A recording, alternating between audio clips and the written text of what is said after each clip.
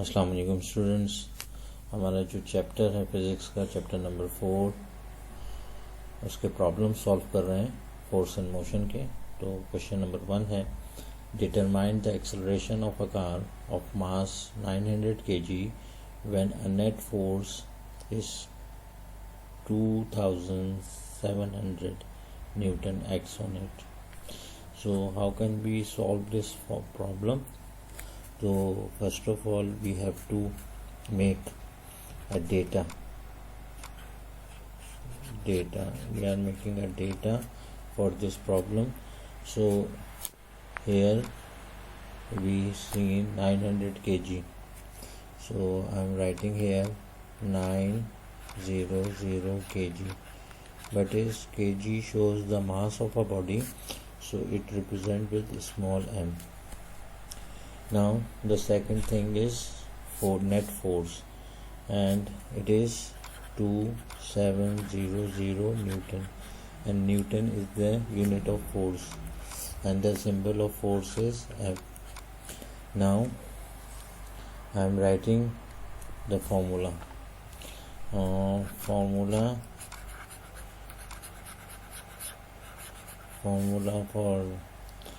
Before formula, what we have to determine mean मालूम करना. We have to determine the acceleration. So here is the force, and A is equal to, we have to find out. Now we are writing the formula by which this question can be solved. So our formula is F is equal to ma. Now on the place of F we are writing 2700, and on the place of 9m we are writing 900 multiplied by a. So this 900 multiplied by a, this will go here, it will divide 27 divided by 900 is equal to a. The 0 will be cancelled with the 0, 0 will be cancelled with the 0, 9 1s are 9, 9 3s are 27. So our answer A is equal to 3 meter per second square.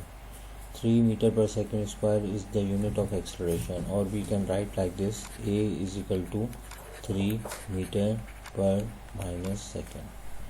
So this is our answer. Now our next question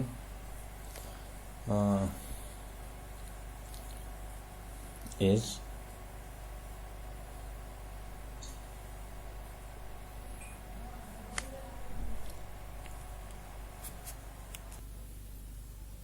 students, जो हमारा second question है 4.2, वो मैं पढ़ रहा हूँ. अ car of a mass of 1000 kg. तो car का जो मास है साथ साथ हम इसका डेटा बना रहे हैं. तो ये डेटा बन रहा है mass m is equal to 1000 kg. kg is the unit of mass. Travelling at 72 kilometre per hour is uniformly brought to rest. तो there are two velocity. तो कार इनिशियल वेलोसिटी वो जो है वो 72 किलोमीटर पर आवर है. तो यहाँ पे हम लिख लेते हैं vi is equal to 72 kilometre per hour. तो पहले हम इसको कन्वर्ट करना सीख लेते हैं कि 72 किलोमीटर पर आवर जो है वो किस तरह ऐसा यूनिट में कन्वर्ट होगा. यहाँ पे बच्चे ज़रा कंफ्यूज भी हो रहे होंगे कि मैंने यहाँ पे किलोमीटर पर आवर ये -1 लिखा हुआ था, और मैंने इसको दोनों तरीक़ेकार सेम ही है, और दोनों को पढ़ने का तरीक़ाकार भी सेम है, किलोमीटर पर आवर. तो आए इसको 72 किलोमीटर पर आवर को के स्टैंड फॉर किलो, और किलो जो है वो किस इस्तेमाल होता है, इसकी पावर होती है कि किलो जो है वो 1000 के बराबर होता है, यानी हम इसको मल्टीप्लाई करेंगे 1000 से. अच्छा, 1 आवर, 1 घंटे के अंदर कितने मिनट होते हैं? 60 मिनट. और कितने सेकंड होते हैं? 60. और इन दोनों को मल्टीप्लाई किया जाए तो आंसर कितना आता है? 3600. तो हम इसको 3600 से डिवाइड करेंगे. तो ये 0 और ये 0 कैंसिल हो गया, ये 0 और ये 0 कैंसिल हो गया। 36 वन ज़ा 36 टू ज़ा 72, और ये 2 10 से मल्टीप्लाई हो जाएगा तो आंसर आ जाएगा 220 मीटर पर सेकंड। ये किलोमीटर पर आवर को सेकंड में कन्वर्ट करने का तरीका है, ये इनिशियल वेलोसिटी है। अब यहाँ पे लिखा हुआ है is uniformly brought to rest. जब इसको ब्रॉट टू रेस्ट किया गया तो इसकी फाइनल वेलोसिटी क्या हो जाएगी, इसकी फाइनल वेलोसिटी हो जाएगी 0 मीटर पर सेकंड। जब गाड़ी रुक जाएगी तो उसकी वेलोसिटी 0 मीटर पर सेकंड होगी। अब हम आहिस्ता आहिस्ता ऊपर करते हैं। अच्छा, नंबर ए। अच्छा, और उसने डिस्टेंस कवर किया है, यहाँ पे लिखा हुआ है डिस्टेंस जो कवर किया है वो 40 मीटर है। तो distance is equal to S, और ये कितना है 40 मीटर। अच्छा, अब हमें मालूम करना है नंबर बी एवरेज एक्सेलरेशन।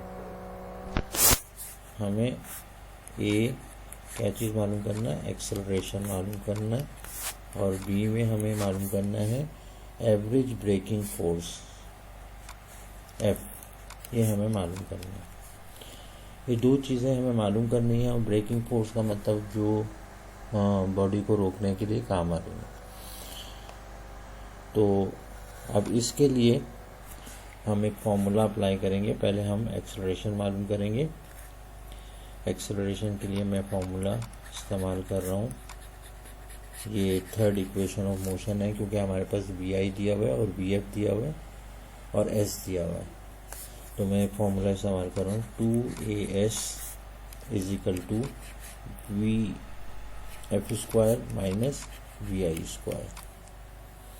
ये formula third equation of motion है। अब थर्ड इक्वेशन ऑफ मोशन जब हम इस सॉल्व करते हैं तो हम यहाँ पे वैल्यू पुट कर देते हैं। 2 की जगह पे 2 पर, ए हमें मालूम नहीं, ए की जगह पे ए, और डिस्टेंस हमें मालूम है वो है 40। अच्छा जी, VF हमारे पास 0 का स्क्वायर, VI हमारे पास 20 होल स्क्वायर। सही है स्टूडेंट्स। अब इसको ज़रा देखें, ये कितना हो जाएगा 80A, 40 और 2 मल्टीप्लाई हो जाएगा, 0 का स्क्वायर 0 हो जाएगा, और माइनस ये 20 का स्क्वायर निकालेंगे तो वो कितना हो जाएगा 400। तो यहाँ से हम फिर दोबारा ऊपर की तरफ जाएंगे, याद रख लेंगे हम कि हमने कितना सॉल्व किया था।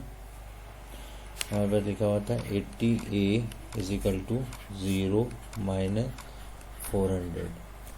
अब 0 में से माइनस 400 निकालेंगे तो क्या बचेगा, माइनस 400 हमारे पास बचेगा।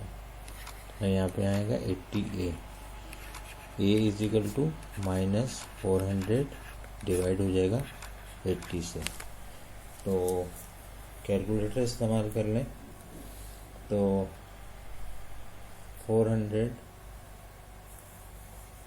400 डिवाइड बाय 80, तो हमारा आंसर आएगा 5, और ये आएगा -5। और एक्सेलरेशन का यूनिट क्या होता है, मीटर पर सेकेंड। माइनस स्क्वायर ऐसे भी लिख सकते हैं, और इसको लिख सकते हैं -5 मीटर पर सेकेंड स्क्वायर। दोनों तरीके से इसको लिखा जा सकता है। यूनिट बहुत इम्पोर्टेंट बनते हैं फिजिक्स में। ये तो हमने पार्ट ए हमने निकाल लिया। अब हम बात करते हैं फोर्स की। तो हमारे पास फॉर्मूला है फोर्स का,